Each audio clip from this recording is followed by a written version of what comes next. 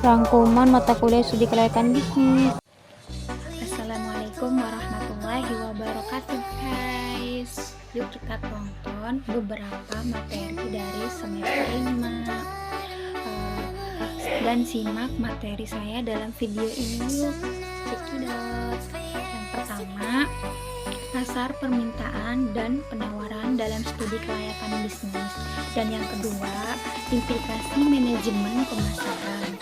Dan yang ketiga, produksi dan operasional. Dan yang keempat, perencanaan, pengorganisasian, dan penggerakan dan pengendalian dalam studi kelayakan bisnis. Kita simak sama-sama guys. Di sini ada definisinya. Yang pertama, dapat memahami semua materi ini dengan menonton video, apalagi videonya menarik untuk ditonton. Yang kedua, jika hanya membaca belum tentu paham yang kita baca, maka dari menonton ini si penonton paham dan bisa diperhatikan di lapangan.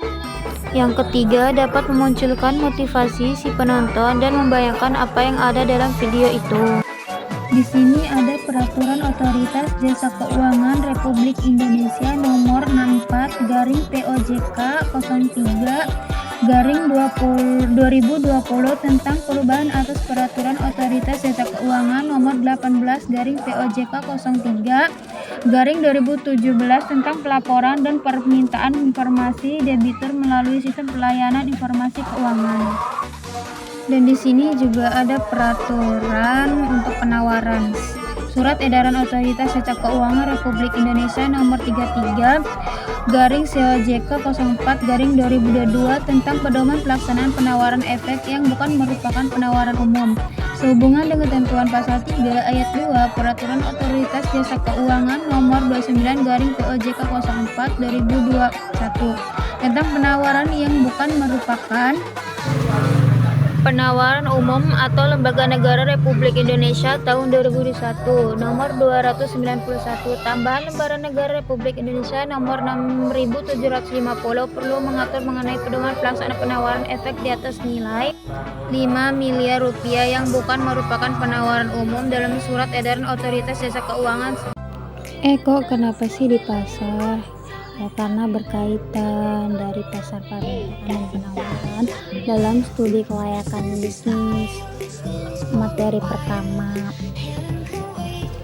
Dasar Hukum Peraturan Presiden Republik Indonesia Nomor 112 Tahun 2007 tentang penataan dan pembinaan pasar tradisional, pusat perbelanjaan dan toko modern.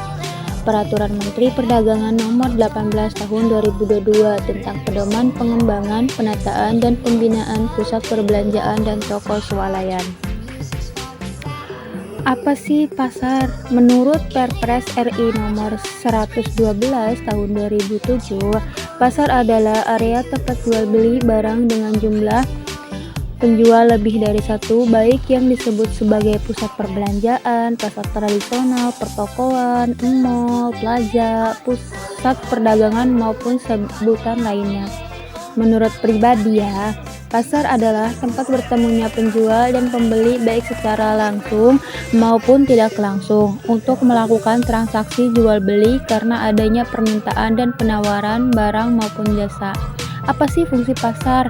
Fungsi pasar ini adalah suatu wadah aktivitas dari tradisi masyarakat untuk memenuhi kebutuhan, baik dilakukan secara barter maupun jual beli yang diwujudkan dalam satu fisik atau non-fisik.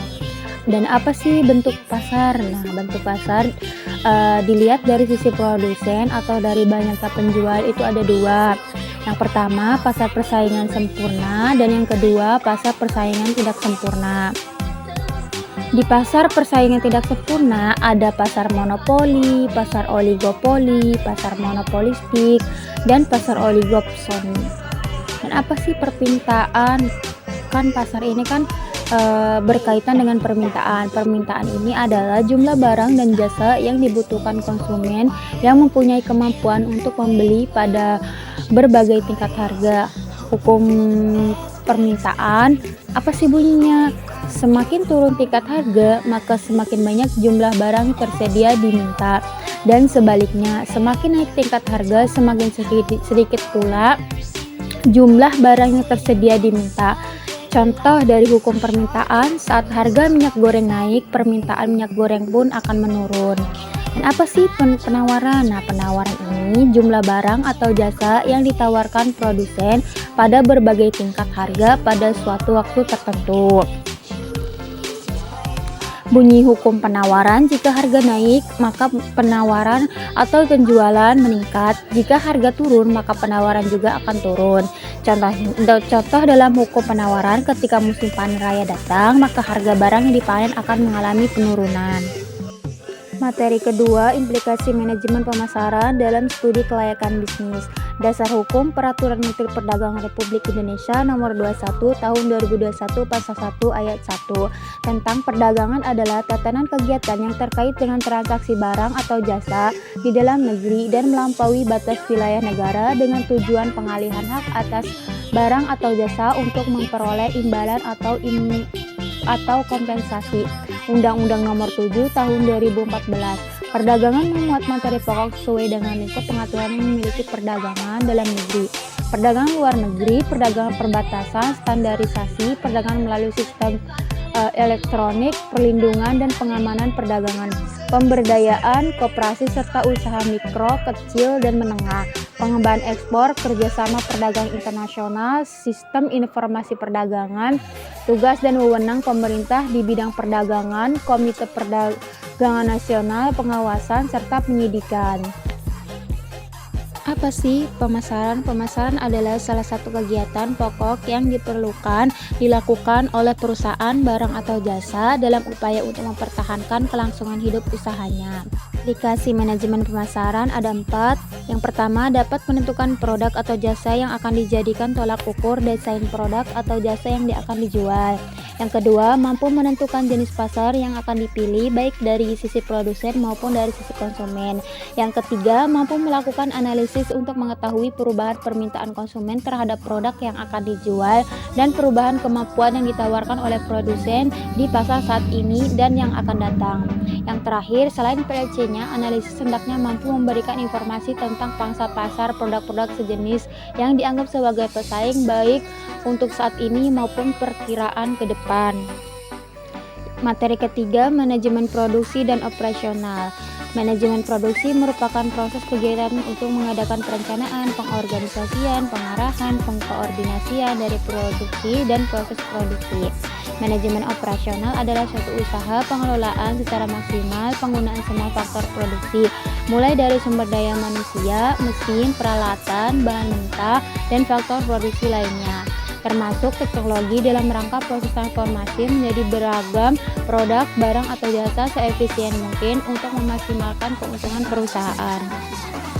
Jadi, manajemen produksi dan operasional merupakan usaha-usaha pengelolaan secara optimal penggunaan sumber daya, antara lain tenaga kerja, mesin, peralatan, bahan mentah, dan sebagainya. Fungsi dari manajemen operasional ada processing, organizing, planning, controlling, dan tujuan manajemen operasional ada efisiensi, productivity, ekonomi, quality, processing time. Dan ada juga fungsi manajemen produksi. Yang pertama, fungsi perencanaan produk, fungsi perencanaan proses, fungsi persediaan, fungsi pengawasan mutu, fungsi pengawasan biaya, dan yang terakhir fungsi pengangkutan. Tujuan manajemen produksi. Nah, apa nih tujuan manajemen produksi? Tujuan dari manajemen produksi itu ada 2. Yang pertama, memproduksi atau mengatur produksi barang-barang dan jasa-jasa dalam jumlah, kualitas, harga, waktu, serta tempat tertentu sesuai dengan kebutuhan. Yang kedua, mengoperasikan suatu sistem produksi untuk memenuhi persyaratan produk yang ditentukan. Dan materi yang terakhir yaitu materi 4. Perencanaan, pengorganisasian, penggerakan, dan pengendalian dalam studi kelayakan bisnis. Apa sih perencanaan, Ada yang sebagian tahu dari perencanaan dan ada yang tidak tahu apa sih perencanaan. Jadi, perencanaan dalam studi kelayakan bisnis adalah lokasi, cara pelaksanaan, jumlah modal, waktu pelaksanaan, besarnya keuntungan, serta bagaimana melakukan pengawasan bila terjadi penyimpangan. Dan apa sih pengorganisasian dalam studi kelayakan bisnis ini? Nah, pengorganisasian dalam studi kelayakan bisnis ini adalah suatu proses mengelompokkan bermacam aktivitas dalam suatu unit dengan tujuan membagi suatu kegiatan besar menjadi kegiatan yang lebih atau spesifik.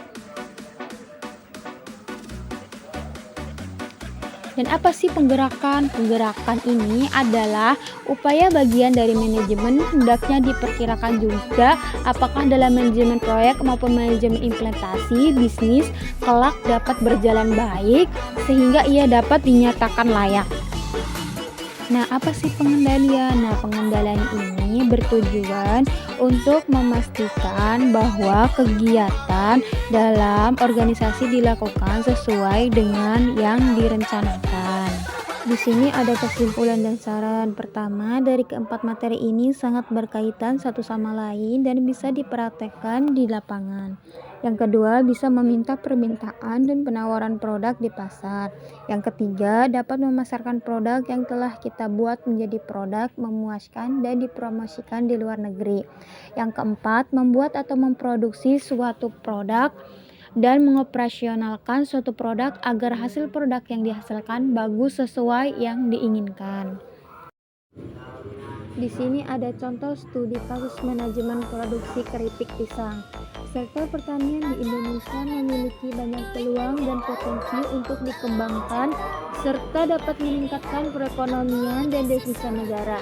Sektor pertanian dapat dikembangkan sebagai industri pengolahan pangan dengan memanfaatkan hasil pertanian yang ada didukung sumber daya manusia yang memadai. Banyak sekali hasil pertanian yang dapat diolah menjadi produk baru, salah satunya adalah buah pisang. Pisang dapat tumbuh dengan sangat baik di sebagian besar wilayah Indonesia.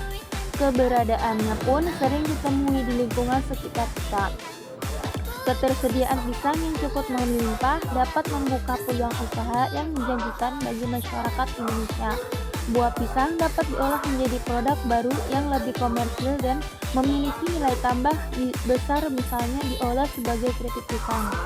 Keripik pisang dinilai memiliki banyak keuntungan dibandingkan dengan buah pisang yang belum diolah. Hal ini bisa dilihat dari pembandingan harga jual pisang tanpa olahan dengan pisang yang sudah diolah menjadi keripik. Selain itu, pisang yang telah diolah menjadi keripik memiliki ketahanan yang lebih lama dan lebih awet daripada buah pisang biasa. Keripik pisang juga dapat digunakan sebagai cemilan alternatif yang dapat dikonsumsi masyarakat. Untuk menghasilkan keripik pisang komersil dan bermutu tinggi dengan harga yang layak serta keuntungan yang optimal, diperlukan suatu penanganan yang baik mulai dari perencanaan produksi hingga pemasarannya ke konsumen. Aspek produksi merupakan salah satu aspek penting dalam pengembangan agroindustri. Aspek produksi keripik pisang adalah proses kegiatan manajemen yang diterapkan dalam proses produksi. Manajemen produksi mencakup kegiatan untuk mengadakan perencanaan, pengorganisasian, pengarahan, pengkoordinasian, serta pengawasan untuk dapat mengelola faktor produksi seperti bahan baku dan sumber daya manusia. Bentar-bentar, mata kuliah studi kelayakan bisnis. Dosen pengampu Septatus Sinta Wulandari SEME.